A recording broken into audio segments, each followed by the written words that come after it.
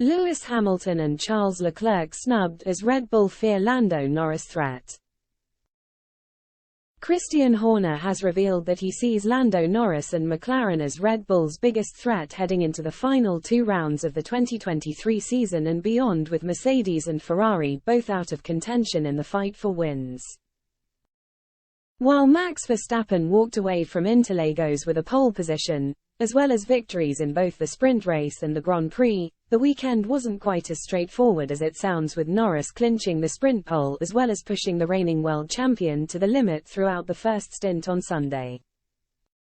When the checkered flag waved, Norris was trailing Verstappen by just over 8 seconds, while the gap to third-placed Fernando Alonso stood at 34 seconds. The fortunes of Mercedes and Ferrari, however, were much less encouraging.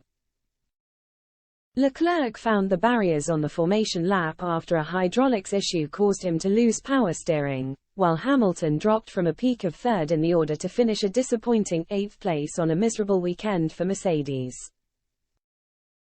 "I think there was definitely a race," Horner explained when asked about the threat of McLaren in Brazil. "Lando took his best set of tires at the start and his best shot was probably off the line.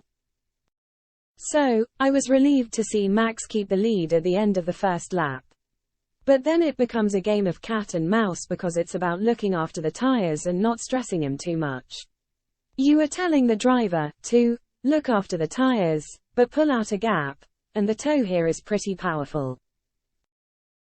But just like in the sprint, Max managed it incredibly well and was able to start to pull a gap.